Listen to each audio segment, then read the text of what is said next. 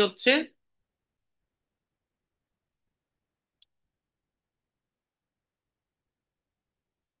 এর পরে হচ্ছে এখানে এক নামতেছে আর শূন্য নামতেছে, তারপরে নয় এক, এরপরে যদি আমরা পয়েন্ট নিই তাহলে এরকম ভাবে পয়েন্টের পরে থ্রি থ্রি থ্রি এরকম করে ভাগ চলতেই থাকে।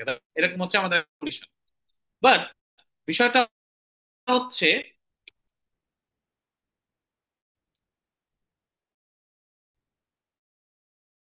আমাদের এই ইকুয়েশন থেকে আমরা যেটা বুঝতে পারছি হচ্ছে একটা যে ভাগফল, সে ভাগটাই হচ্ছে একটা পলিনোমিয়ালের যে ভাগ, সেই ভাগফলটা বেসিক্যালি জেড, এবং এই এক্স অফ জেড এর প্রত্যেকটা যে X zero, X sorry Z zero, Z minus one, Z minus two, Z minus three, প্রত্যেকটা যে কোএফিসিয়েন্ট ইন্ডিভিজুয়াল প্রত্যেকটা বেসিক্যালি একটা করে করে এক্স এর যে যে কি বলে ডিজিটাল সিগন্যাল, ডিজিটাল ডিসক্রিট যে সিগন্যালটা, ডিসক্রিট সরি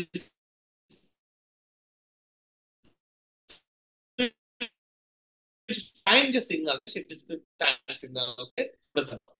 আমরা সেটা পাওয়ার সিরিজ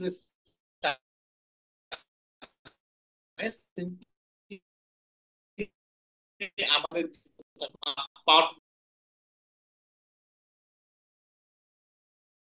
আমি এটাকে এক, তাহলে আমি যেটা পাবো সেটা হচ্ছে আমি হচ্ছে এখানে বসালে এবং এখান থেকে বিয়োগ করলে ভাগশেষ আমি যেটা পাবো সেটা হচ্ছে 3z পাওয়ার 1 plus point, sorry minus point, minus হয়ে যাবে এটা, তাহলে প্লাস 0.6439 ইন্টু জেড পাওয়ার -2। সিমিলারলি এই টোটালটাকে যদি আমি এইটাকে আউট করতে চাই তাহলে আবার এখানে যদি 3 পাওয়ার মাইনাস জেড 1 দিয়ে গুণ করি, তাহলে দেখো 3z power minus 1 minus 3z square plus 1.08 into z to the power -3, এভাবে করে আমি একটা ফ্র্যাকশন ভ্যালু পাবো। আবার সেটাকে কাটাকাটি করলে এইভাবে করে চালাই আমি। এক সাইডে যেমন আমি ওয়ান প্লাস প্রত্যেকটা সিরিজ আমি পাচ্ছি, আমার একটা সিঙ্গেল ভাগফলটা যেটা পেয়ে যাচ্ছে সেটা হচ্ছে যে একটা একটা হচ্ছে পাওয়ার সিরিজের আমি ভাগফল পাচ্ছি। আবার এট দ্য সেম টাইম আমি যেটা পাচ্ছি এখানে একটা ইউনিটি লেন্থ লং ডিভিশন আমি পাচ্ছি।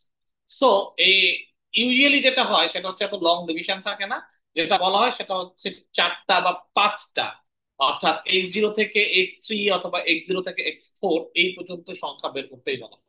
তাহলে এই কোশ্চেনটা যদি আমরা দেখি যে যে given the following z transformation of a casual LTS system obtain its IZT by expanding into power series using long division, এই ধরনের কথা বলা আছে। এবং ফাইন্ড 4 or 5 ভ্যালুস, আমি জাস্ট তোমাদেরকে এটা বলবো। তো সেক্ষেত্রে দেখো আমি যখন এই পাওয়ার সিরিজ এক্সপানশনটা করলে তাহলে আমি লিখতে পারি কি, x of Z is equal to 1 + 3z inverse 1 plus 3.6439 into Z inverse -2 plus 2.5756 Z inverse -3।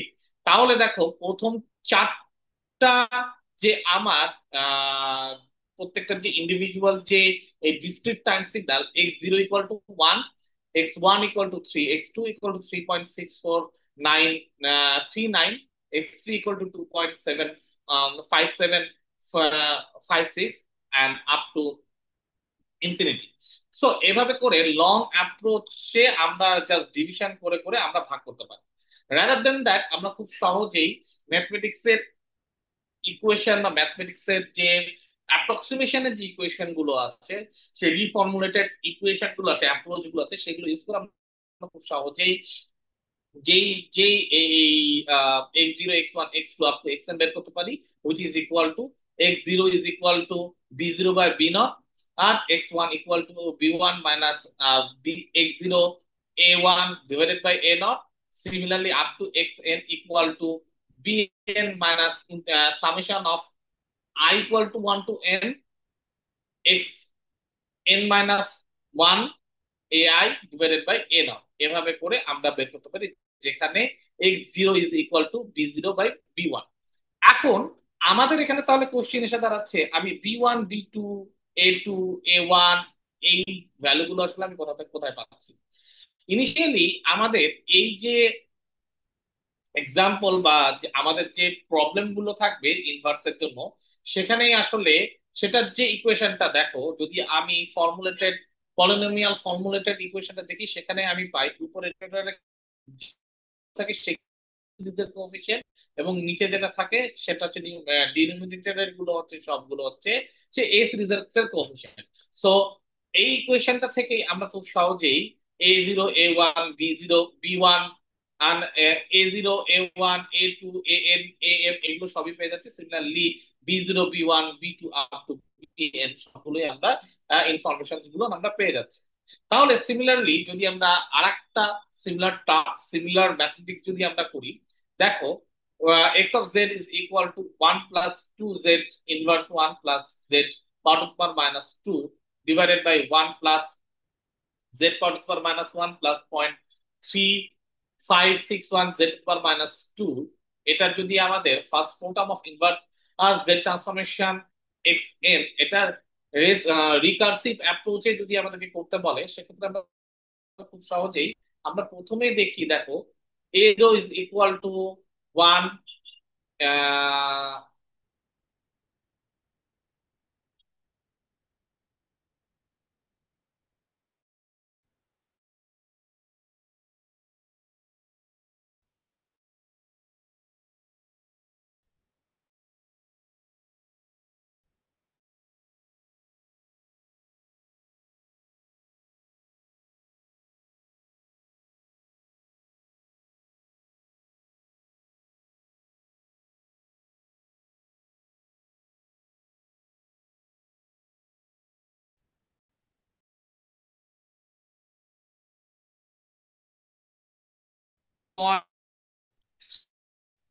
Five six one.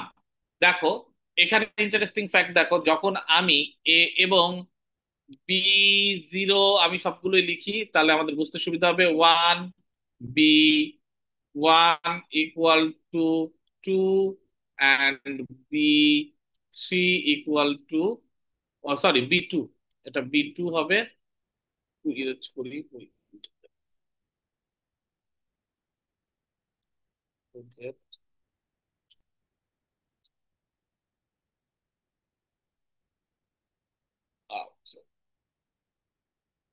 B2 = হচ্ছে 1। এখন এটার উপর বেস করে যদি আমরা এই ম্যাথমেটিক্যাল ফর্মুলেশনটা নিই, তাহলে B0/B1 = X0 = 1। দেখো X1 এর ক্ষেত্রে B1 - X0 A1 divided by A0। B1 এর ভ্যালু হচ্ছে 2, দ্যাটস ওয়াই 2। A1 এর X0 এর ভ্যালু হচ্ছে 1 ইন্টু A1 এর ভ্যালু হচ্ছে -1, 1 ইন্টু -1 হচ্ছে 1 ইন্টু -1, তারপরে ডিভাইডেড বাই A0 এর ভ্যালু হচ্ছে 1 ডিভাইডেড বাই 1 করলে আমি যেটা পাচ্ছি সেটা হচ্ছে -1। তাহলে আমি পাচ্ছি 2 + 1 = 3। 2 এর ভ্যালু বি টু এর হচ্ছে, এখানে আমি যদি বি এর ভ্যালু দেখি, B2 এর ভ্যালু হচ্ছে 1 মাইনাস X1 এর ভ্যালু 3, A1 এর ভ্যালু হচ্ছে A1 এর ভ্যালু হচ্ছে 2, দ্যাটস ওয়াই গেল, না না না, A1 এর ভ্যালু হচ্ছে -1, দ্যাটস -1 মাইনাস X0 ভ্যালু হচ্ছে 1, এবং A2 এর ভ্যালু হচ্ছে 0.3561 হুইচ ইজ ইকুয়াল টু 3.631। তাহলে এভাবে করে রিকার্সিভ অ্যাপ্রোচ ইউজ করে আমরা খুব সহজেই যে এই যে পাওয়ার সিরিজ ফাংশনের যে হ্যাসেল, সেই হ্যাসেলটা আমরা বের করতে পারি। বাট ইন্টারেস্টিং ফ্যাক্ট তোমরা একটু লক্ষ্য করলে দেখো, বোথ এখানেও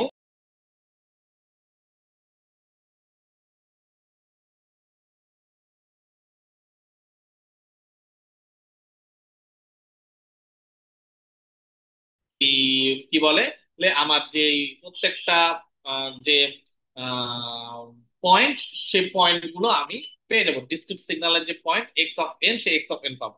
তাহলে এই যে অ্যাপ্রোচ, এই অ্যাপ্রোচটা আসলে ক্লোজড না, আমি কোনো কনক্রিট কোনো ইকুয়েশন পাচ্ছি না। সেইটার জন্য বেসিক্যালি ইউজ করা হয় হচ্ছে partial fraction expansion method. Partial fraction expansion মেথডে আমরা যেটা করি সেটা হচ্ছে এই যে টোটাল যে ডিনোমিনেটর এবং ওই কি বলে, ও আরেকটা ইন্টারেস্টিং ফ্যাক্ট আমাদেরকে লক্ষ্য করা লাগবে এই এই এই ধরনের ক্ষেত্রে, যেন এন এবং এম এর ভ্যালু অর্থাৎ টোটাল পাওয়ার অফ নিউমিনেটর এবং ডিনোমিনেটরের পাওয়ার গুলো যেন সমান হয়, এই শর্তটাও কিন্তু পূরণ করতে হবে। এবং শুধুমাত্র সেক্ষেত্রেই আমি আসলে এ ধরনের এক্সপানশন বা এ ধরনের হচ্ছে ট্রান্সফরমেশন, রিকার্সিভ যে যে অ্যাপ্রোচ গুলো, সেই অ্যাপ্রোচ গুলো আমি করতে পারবো। দেন পার্শিয়ালের ক্ষেত্রে আমাদেরকে, আমরা যদি এটা ফার্স্ট অর্ডার পোল হয়, পোল গুলো যদি ফার্স্ট অর্ডারে থাকে এবং এন ইকুয়াল টু এম হয়, তাহলেই শুধুমাত্র আমরা এই এই অ্যাপ্রোচে এখানে যেটা করতে পারি সেটা হচ্ছে এই টোটাল ইকুয়েশনকে আমরা পার্শিয়ালি ফ্র্যাকশন দ্বারা, কয়েকটা ফ্র্যাকশনের যোগফল দ্বারা আমরা যোগ করতে পারি। এই ফর অ্যান এক্সাম্পল, এই ইকুয়েশনটাকে আমরা লিখতে পারি b0 plus C by 1 minus p1 into z to the power minus 1 plus c2 divided by 1 plus p2 z to the power minus 1 up to cm divided by 1 plus pm up z power to the power minus 1. So ultimately এটা লেখা হলো হচ্ছে b0 plus plus summation of k is equal to 1 to m cz ck z divided by z plus p k. এটা হচ্ছে আমার আর total যে সিস্টেমটাকে আমি খুব সহজে এটাকে রিপ্রেজেন্ট করতে পারি। এখানে যেটা দরকার হয় সেটা হচ্ছে যে পিকে হচ্ছে poles of Z, X of Z, এবং সি কে হচ্ছে পার্শিয়াল ফ্র্যাকশনের কোফিশিয়েন্ট, যেখানে B not is equal to B N by C N. এখন সি কে একে একে রেসিডিউসও বলা হয়, সি কে গুলোকে, এই যে কোফিশিয়েন্টকে। এবং এটার কিছু শর্ত আছে, সেই শর্তটা যখন হয় তখনই আসলে আমরা এই গুলোকে এটাকে আমরা করতে পারি। নাম্বার ওয়ান হচ্ছে, if the order of the numerator is less than that of the denominator, that is a is less than m, then b of 0 will be 0, and if n is greater than m, that's mean নিউমিনেটরের এখানে ধরো z to the power minus 3 আছে আর নিচে আছে হচ্ছে z to the power minus 2, say x must be x of z must be reduced first to make sure that n is less than or equal to m। তার মানে এখানে ultimately আমাদেরকে যে long ডিভিশনের মাধ্যমে এই কাজগুলো আসলে করে পাওয়ার ডিসেন্ডিং পাওয়ারে নিয়ে আসতে হবে। তো এখানে এখানকার যে ফুল ফুল প্রসেসে আমরা যেটা পাবো আলটিমেটলি সেটা হচ্ছে আমরা একটা ক্লোজ, এখানে দিয়ে আমি যেটা দেখতে পাই সেটা হচ্ছে আমি একটা ক্লোজ একটা রেজাল্ট আমি পাচ্ছি একটা ইকুয়েশন দ্বারা, এক্স অফ এন কে আমি লিখতে পারছি, এটা যেমন সত্য, but at the same time এখানকার যে কম্পিউটেশনাল কমপ্লেক্সিটি সেটা পাওয়ার সিরিজ এক্সপানশন থেকে বেশি হয়ে থাকে। সো এটা একটা বড় problem with fractional partial fractional method এবং রেসিডুয়াল মেথড দুটোর ক্ষেত্রে। এখন দেখো, আরো একটা শর্ত আছে, যদি if x of z contains one or more multiple pole orders, then extra term that is required add to the equation 4.5 to take in this into account. For an example, if x of z contains m order of pole at z equal to pk, the partial fraction expansion must be included the term to form this coefficient এইখানে এভাবে আসলে form করতে হবে, which is equal to di by z minus pk power to the power I, and the coefficient di must be obtained from this relationship. Di is equal to 1 divided by m minus I factorial into differentiation of order m minus I with respect to z of z minus pk power to the power m x of z by z, where z is equal to p of k. So এখানে অনেক যেই যেই কথাগুলো বলা হয়েছে, যে কথাগুলো বলা হচ্ছে সেগুলো আসলে সোজা সাপটা একটা এক্সাম্পল করলে আমরা আসলে বুঝতে পারবো আসলে কিভাবে আমরা এই পদ্ধতিতে মানে পার্শিয়াল ফ্র্যাকশন এক্সপানশন মেথডে আমরা আমাদের রেজাল্টটা পেতে পারি। ফর অ্যান এক্সাম্পল, যদি আমরা এখানে দেখি X of Z is equal to Z power power minus one divided by one into 0.25 Z power power minus one minus 0.75 into Z power power minus two, এরকম যদি হয় তাহলে আমরা খুব সহজেই উপরে এবং নিচে যদি জেড আমরা যদি জেড স্কোয়ার কে মাল্টিপ্লাই করি তাহলে আমি পাচ্ছি উপরে z divided by z square minus 0.25 z into 0.375। তাহলে এইটাকে আমি যদি ফ্যাক্টরাইজ করি সেক্ষেত্রে আমি পাই z divided by Z minus 0.75 plus z point two point Z plus 0.5। তাহলে খুব সহজেই এই ইকুয়েশনটাকে আমরা এর আগের যে ইকুয়েশন আছে অর্থাৎ এ ধরনের যে ইকুয়েশন, এই ইকুয়েশনে আমরা কনভার্ট করতে পারি। সো কনভার্ট করতে গেলে আমি দুটো আলাদা আলাদা ফ্যাক্টর নিই। একটা হচ্ছে Z C plus C into Z divided by Z minus 0.75 plus point Z plus 0.5 আর C two into Z divided by Z plus 0.5। এই দুটো আমি টার্মিনোলজি ইনিশিয়ালি আমি ধরে নিতে পারি যেহেতু আমার ফ্যাক্টর আছে দুটা। এই দুটোকে যদি আমি মাল্টিপ্লাই করি দেখো তাহলে আমি এটা পাচ্ছি এবং আলটিমেটলি দুটোর ক্ষেত্রে একটা আর একটাকে মাল্টিপ্লিকেশন করে করে আলটিমেটলি আমি কাটাকুটি করে আমি সেই জেড জেড পাবো, যেইখানে জেড এর ভ্যালুটা কিছুটা হলেও ডিপেন্ড করবে এই সি ওয়ান এবং সি টু, এই যে রেসিডুয়াল যে যে যে প্যারামিটার গুলো আছে সেই প্যারামিটার গুলো। তাহলে আমি খুব সহজেই এটাকে আমি কিভাবে এখন আমি বের করতে পারি, যখন এক্স অফ যে সময় আমার এখানে তার আগে আরেকটা বিষয় আমি তোমাদেরকে বলে নিই। আমি যখন এটাকে ফ্যাক্টরাইজ করেছি এই ইকুয়েশন থেকে আমরা খুব সহজেই বলতে পারি জেড এর ভ্যালু জিরো হলে আমি জিরো পাবো এবং জেড এর ভ্যালু 0.75 এবং মাইনাস 0.5 হলে আমি আসলে পোল পাবো, কারণ সেক্ষেত্রে এটা হয়ে যাবে ইনফিনিটি। 0.75 যদি জেড এর ভ্যালু হয় তাহলে এই টার্মটুকু হবে জিরো, তো আমি X of Z equal to infinity পাবো। এবং জেড এর ভ্যালু যদি মাইনাস 0.5 হয় তাহলে এই ভ্যালুটুকু হয়ে যাবে হচ্ছে জিরো।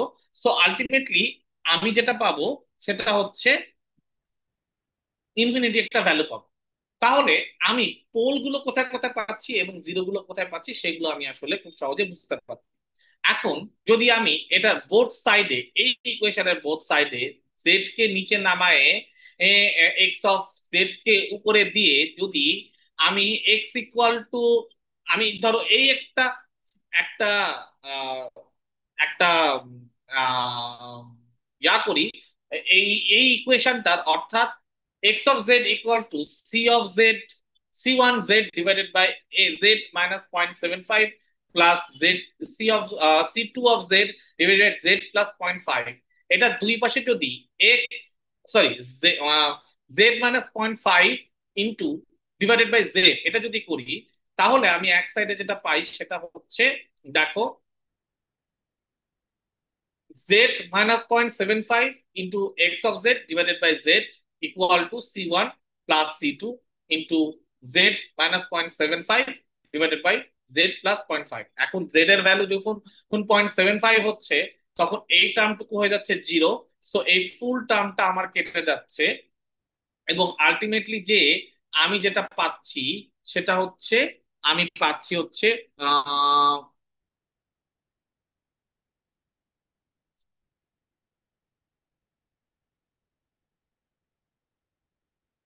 ও আচ্ছা, এবং এখানে যেমন এইটুকু পাচ্ছি এট দ্য সেম টাইম আমি যদি এই অংশটুকুকে বাদ দিয়ে যেহেতু আমার ইনিশিয়াল ইকুয়েশনও ছিল হচ্ছে এটা, তাহলে এই অংশটুকুতে পাচ্ছি 1/z+0.5। বিষয়টা হচ্ছে কাইন্ড অফ এইরকম, আমি তোমাদেরকে একটু লিখে দেখাই। ধরে নাও এই অংশটুকু নাই, বা আমি আগে এটা বলি কন্ট্রোল জেড। আচ্ছা, x of z is equal to z divided by z minus 0.75 into z plus 0.5 is equal to c1 into z divided by C Z minus 0.75 plus C2 into Z divided by Z plus 0.75।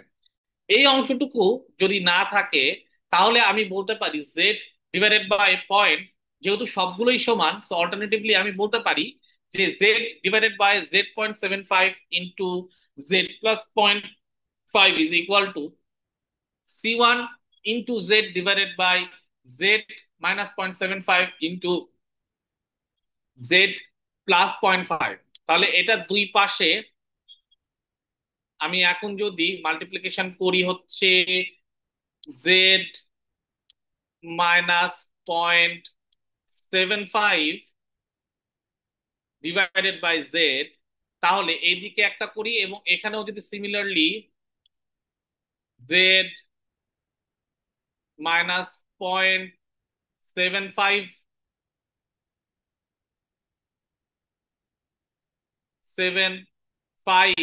Into এখানে যদি Z করি, তাহলে দেখো এই জেডও কাটছে, এই অংশটুকু এই অংশটুকু কেটে আলটিমেটলি এইটুকু যে ভ্যালুটা যেটা আমরা এর আগে পেলাম এই অংশটুকুর ভ্যালু, সে ভ্যালু এসে দাঁড়ায় 1/z প্লাস 0.5।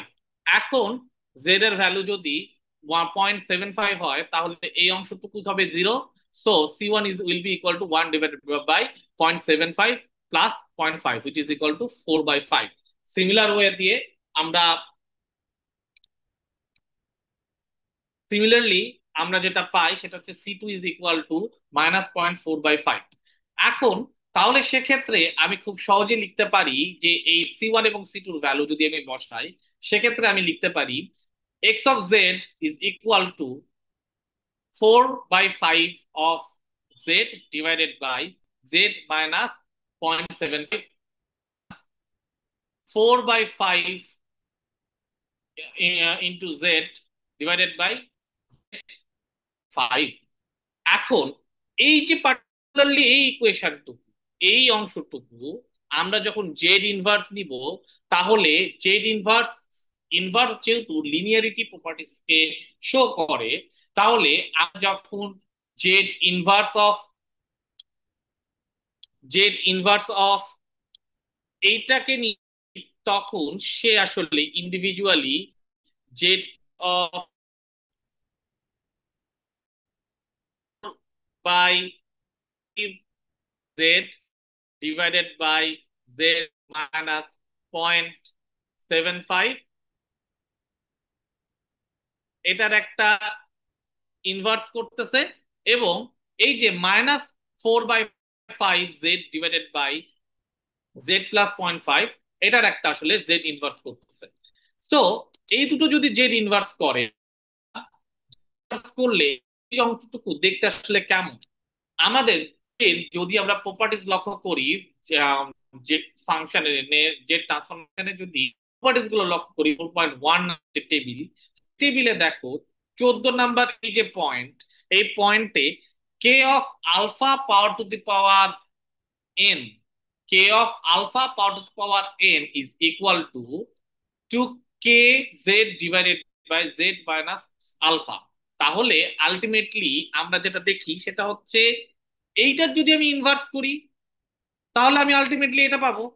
তাহলে লক্ষ্য করে দেখো পার্টিকুলারলি এইটার জন্য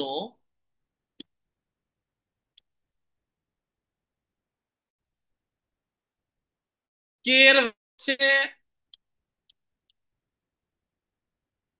4/5 আর alpha point alpha equal to 0.75। তাহলে আলটিমেটলি এইটুকুর জন্য ইনভার্স আমি কি 5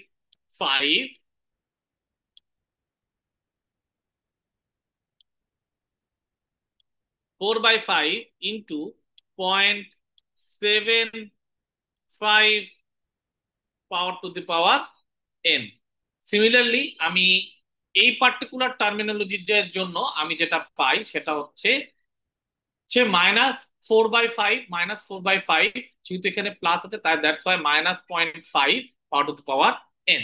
তাহলে এই এক্স ইনভার্স আমি পাচ্ছি হচ্ছে পাই এক্স অফ জেড এর ইনভার্স অথবা x of N is equal two 4/5 into 0.75 power to the power N minus 0.5 power to the power N, যেখানে এন এর ভ্যালু হচ্ছে গ্রেটার দেন জিরো। কেন এখানে গ্রেটার দেন জিরো? আমার সিস্টেম, সেই সিস্টেম একটা ক্যাজুয়াল সিস্টেম। সো যে কোনো ধরনের ক্যাজুয়াল সিস্টেমের ক্ষেত্রে এন এর ভ্যালু শুরু, সো দ্যাটস ইকুয়াল। তাহলে আমরা খুব সহজেই এটা খুব এটা আমি বারবার করে ভুল করে সহজে সহজে বলে ফেলতে, আসলে আমরা এভাবে আমরা এক্স অফ এন প্রথম সিরিজ ছিল, যে মেথড ছিল, সেখানে আমরা পার্টিকুলারলি এক্স এর একটা চারটা ছিলাম, যেটা না। কিন্তু আলটিমেটলি এ ধরনের practical partial fraction method use করলে আমরা যেটা পাই সেটা হচ্ছে আমরা একটা ক্লোজ রেঞ্জে একটা আমরা ভ্যালু পাই। তোমাদের জন্য আমি আজকের ক্লাস লেকচারটা আপাতত এ পর্যন্তই ছেড়ে দিব, কারণ এই দুটো ম্যাথমেটিক্স, আমি যে তিনটা ম্যাথমেটিক্স তোমাদেরকে বললাম, এবং এটার সাথে সাথে আরো এই মানে পার্শিয়াল এক্সপ্রেশনের পার্শিয়াল ফ্র্যাকশন এক্সপানশনের যে মেথডে আর যে কটা একটা এক্সাম্পল আছে, এক্সাম্পল গুলো আসলে তোমাদের একটু বুঝে পড়া দরকার, বোঝা দরকার। সো দ্যাটস ওয়াই আমি তোমাদেরকে এ পর্যন্ত রেখেই আমি আজকের ক্লাস লেকচারটা এখানে ছাড়লাম। বাট তোমাদের কাছে আমার একটা রিকোয়েস্ট, পরীক্ষার আগের রাত্রে না, তোমরা কাইন্ডলি বসে এখনই বসে এক্সাম্পল দেখে দেখে এগুলো প্র্যাকটিস করবা। তোমরা এটা যদি দুটা প্র্যাকটিস করতে পারো, দেন আই বিলিভ তোমাদেরকে আমি যে ম্যাথমেটিক্সই দিই না কেন, এই ধরনের ম্যাথমেটিক্স সেটা তোমরা পাবা। আর আরেকটা জিনিস বলে রাখি, আমি আগের দিন তো তোমাদেরকে মানে ফার্স্ট এবং সেকেন্ড চ্যাপ্টার পড়িয়ে তোমাদেরকে আড়াই সেট আমি যেমন বলে দিয়েছিলাম, আড়াই সেটের কোশ্চিন তোমাদের মোটামুটি ওখান থেকে হওয়ার উচিত। সো এইটুকু পর্যন্ত পড়িয়ে আমি তোমাদেরকে বলে দিচ্ছি আরো এক সেট কোশ্চিন এ পর্যন্ত হওয়া উচিত। তো আজকে এ পর্যন্তই, আমি তোমাদেরকে এইটুকু পড়িয়েই তোমাদেরকে আমি আপাতত ও লিভ করছি। বাট তোমাদেরকে কিন্তু অবশ্যই এইগুলো প্র্যাকটিস গুলো করতে হবে, এক্সাম্পল গুলোই তোমরা প্র্যাকটিস করবা। তোমাদেরকে কোনো এক্সারসাইজ বা অন্য কোনো কিছু প্র্যাকটিস করা লাগবে না, তোমরা স্রেফ এক্সাম্পল গুলো প্র্যাকটিস করবা। তোমাদেরকে আমি আমার কোশ্চিন, আমি যে ধরনের কোশ্চিনারিজ করব, সেখানে তোমরা এই এক্সাম্পল রিলেটেডই তোমরা ম্যাথমেটিক্যাল অ্যানালাইসিস তোমরা পাবে। ঠিক আছে? সো তোমরা এটা প্র্যাকটিস করবে। ওকে? সো এই হচ্ছে তোমাদের বিষয়। আচ্ছা, আরেকটা ম্যাথমেটিক্যাল অ্যানালাইসিস একটু ধরিয়ে দিয়ে যাই। সেটা হচ্ছে প্রথমটা আমরা যেটা করেছিলাম সেটা হচ্ছে আমরা ফার্স্ট অর্ডার করেছি, কিন্তু সেকেন্ড এই যেটা আছে সেটা এই এক্সাম্পলটা এটা হচ্ছে একটা second order pole. Second order pole কেন বলা হচ্ছে? কারণ দেখো এখানে যে ইকুয়েশনটা আমি পাই সেটা হচ্ছে জেড মাইনাস 0.5 এবং নিচে জেড-1 হোল স্কোয়ার। সো এখানে আমি ফার্স্ট অর্ডার পোল পাচ্ছি হচ্ছে 0.5 এবং সেকেন্ড অর্ডার পোল পাচ্ছি হচ্ছে সে পয়েন্ট জেড=1 এ। দ্যাটস ওয়াই এই যে পার্শিয়াল যে এক্সপ্রেশনটা হবে, সেই পার্শিয়াল এক্সপ্রেশনটা আমরা যেটা পাই সেটা হচ্ছে x of Z is equal to c divided by z 0.5 plus d one d two. একটা ডি1 এর জন্য জেড-1 প্লাস ডি2 এর জন্য হচ্ছে জেড-1 হোল স্কয়ার। এখন সি1টা তো এর আগেরটার মতোই খুবই ইজিয়ার টু ফাইন্ড। সেই ইজিয়ার টু ফাইন্ড কেমন করে আমরা এই পাশে এই ইকুয়েশনের পাশে যদি আমি জেড স্কোয়ার দিয়ে উপরে মাল্টিপ্লিকেশন, নিচে হচ্ছে উপরে জেড-1 দিয়ে মাল্টিপ্লিকেশন, নিচে যদি জেড স্কোয়ার দিয়ে মাল্টিপ্লিকেশন করি, তাহলে খুব সহজেই আমি কাটাকুটি করে আলটিমেটলি আমি যেটা পাবো সেটা হচ্ছে সি ইজ ইকুয়াল টু 0.5 এর জন্য সি এর ভ্যালু আমি 2 পাবো। এটা একটা প্ল্যান। এখন ডি এর জন্য আমাদের দেখো দুটো ডিফারেন্সিয়েশন। ডি এর জন্য আমাদের যেটা করতে হবে, ফার্স্টে কোফিশিয়েন্ট যেহেতু দুটো আছে, তাহলে আমাদের দুটো কোফিশিয়েন্ট বের করতে হবে, এবং সেই দুটো কোফিশিয়েন্ট থেকে আমি খুব সহজেই আমার ডি1 এবং d two, d one is equal d divided by d z into জেড-1 x square, xz divided by z. So মানগুলো ভ্যালুগুলো বের করে, যেহেতু ডি ওয়ান বের করছি, ডি ওয়ান এর ক্ষেত্রে জেড ইকুয়াল টু ওয়ান, সেই ওয়ান বসালে আমি -2 পাবো। এবং সিমিলারলি ডি টু এর ক্ষেত্রে আমি ভ্যালুগুলো বসিয়ে যদি সিমিলারলি আমি i = 2, m = 2 রাখি, তাহলে আমি যেটা পাবো সেটা হচ্ছে 2। সো আলটিমেটলি আমি এক্স অফ জেড কে লিখতে পারবো হচ্ছে 2 divided by Z minus Z divided by Z minus one plus 2z divided by Z minus one whole square. এই যে ইকুয়েশনটা, এই ইকুয়েশনটাকে আমরা খুব সহজেই আমরা যদি হচ্ছে খুব আবারও ভুল করে আমি বলে ফেলেছি খুব সহজে, আমার এটা বলা উচিত হয়নি। আমি যদি ইন্ডিভিজুয়াল এই তিনটা ফাংশন, একটা দুটা তিনটা ফাংশনের জেড ইনভার্স করি 4.1 টেবিলের এর আগেরটার মতো করে, তাহলে আমি পাচ্ছি দেখো 2 × 0.5 power to the power n minus, যেহেতু -2 × 1 ওয়ান আছে, 1 পাওয়ার টু দি পাওয়ার n মানে হচ্ছে 1, তাহলে -2 প্লাস 2 পাচ্ছি। সো আলটিমেটলি আমি যেটা পাচ্ছি সেটা হচ্ছে 2 × n - 1 plus 0.5 power to the power n, যেখানে n এর ভ্যালু হচ্ছে গ্রেটার দেন আর ইকুয়াল টু 0। সো এভাবে করে আমরা পার্শিয়াল ফ্র্যাকশন থেকে আমরা আমরা একটা ডিজিটাল সরি ডিসক্রিট টাইম সিগন্যালের একটা ক্লোজ ইকুয়েশন আমরা খুব সহজেই আসলে বের করতে পারি। সো এইটা হচ্ছে আসলে পার্শিয়াল ফ্র্যাকশন যে এক্সপানশন সেটা, এবং রেসিডিউর যে মেথড, সেই রেসিডিউর মেথডের সুবিধা। আমি রেসিডিউর মেথডটা আমি কালকে পড়াবো, আজকে তোমাদেরকে আর ম্যাথমেটিক্স এর এত বেশি চাপ দিব না, আমি এর পরের দিন তোমাদেরকে রেসিডিউর মেথড পড়াবো। তাহলে যদি আমরা আসলে কম্পারিজনে দেখতে চাই, এটা একটা খুব সুন্দর ছোট কোশ্চিন তোমাদেরকে আসার মতো। সেটা হচ্ছে যদি আমরা কম্পারিজনে, আসলে কম্পারিজনটা কি? কম্পারিজনের ক্ষেত্রে first equation of this method, এটা কোনো ক্লোজ সলিউশন কে আসলে দেয় না। এটা সিম্পলি একটা কম্পিউটার ইমপ্লিমেন্টেশন লিডস করবে একেবারে ইনফিনিটি নাম্বার অফ এক্স, ওই particular time discrete signal, total সিগন্যালের যে প্রত্যেকটা পয়েন্ট আছে সেই পয়েন্ট গুলো। বাট এই ওভারঅল বা নিউমেরিক্যাল এরর, সেটাকে কিছুটা হলেও রিকার্সিভ নেচারটাকে কে টেক কেয়ার করলে আমরা এটাকে নামাইতে পারি। বোথ পার্শিয়াল ফ্র্যাকশন এক্সপানশন আর রেসিডিউ মেথড যেটা করে সেটা হচ্ছে একটা ক্লোজ সলিউশনে আমাদেরকে নিয়ে দেয়, যেটা আমি তোমাদেরকে দুটো এক্সাম্পল থেকে আমি তোমাদেরকে দেখিয়েছি। বাট মেন ডিসঅ্যাডভান্টেজ, যেটা আমরা পাই সেটা হচ্ছে এই যে ফ্যাক্টরাইজ করা ডিনোমিনেটর পলিনোমিয়ালকে, এবং ফার্স্টে আমার পোল গুলোকে খুঁজে বের করা, তারপরে সেটার অর্ডার হায়ার অর্ডার হলে কি হবে, হায়ার অর্ডার না হলে কি হবে, সেটা আসলে কোয়াইট ডিফিকাল্ট টাস্ক আমাদের, যদি আমরা ম্যাথমেটিক্যালি সলভ করতে যাই, কাগজে কলমে সলভ করতে যাই তাহলে। বাট হ্যাঁ, আমরা যদি ম্যাথল্যাব বা সি এর মতো যদি কিছু টুলস ব্যবহার করি, তাহলে আসলে এগুলো খুব সহজেই করা যায়, আমাদের আসলে ওই কাজটা করা লাগে না। সো বোথ কম্পিটিশনাল কমপ্লেক্সিটি যদি দিকে তাকাই, সেক্ষেত্রে আসলে পার্শিয়াল ফ্র্যাকশনেশন এক্সপানশন এবং রেসিডিউ মেথডের থেকে পাওয়ার সিরিজের যে যে মেথডটা আছে, power series method, expansion method, এটা অনেক easier. But power series method আমাদেরকে একটা ক্লোজ যে সলিউশন, সে সলিউশন দেয় না, যেটা বাকি দুটো থেকে আমরা পেয়ে যাই। সো তোমাদের ডেফিনেটলি এ ধরনের একটা কম্পারিজন আসার মতো কোশ্চেন।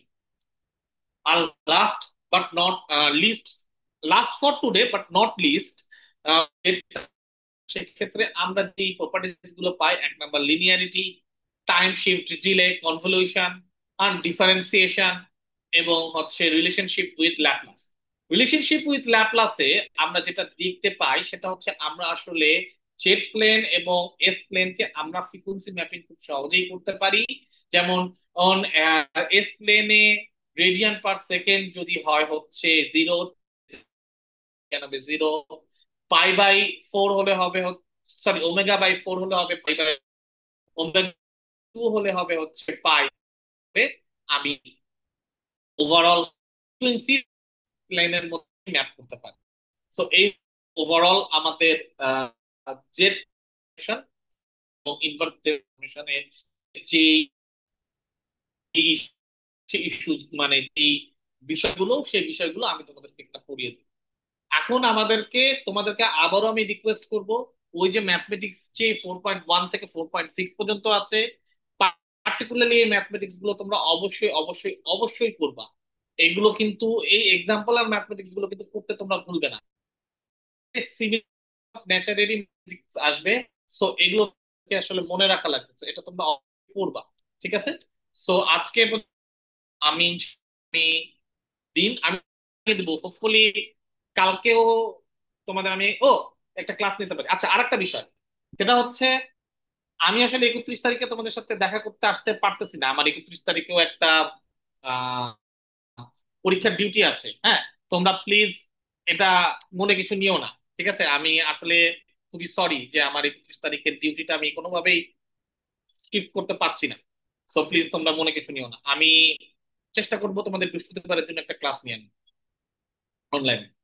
তোমাদের কি খুব সমস্যা হবে? বাট আগামী পরের সপ্তাহ থেকে আসবো, এটা এটা তোমরা শিওর থাকে। পরের সপ্তাহ থেকে আমি আসবো, এর পরের সপ্তাহ থেকে আমাদের পরীক্ষা শেষ হয়ে যাচ্ছে, আর কোনো আমার পরীক্ষা নেই, পরীক্ষার ডিউটি টিউটি নেই। আচ্ছা স্যার, আমাদের সমস্যা হবে না স্যার, ওই দিন আবার আমাদের সেমিনার প্রোগ্রাম আছে তো স্যার। ও স্যার আচ্ছা, সমস্যা হবে না। স্যার ঠিক এই আছে, জন্য গুড আমরা গুড। আগে। জি স্যার। ঠিক আছে, ওকে।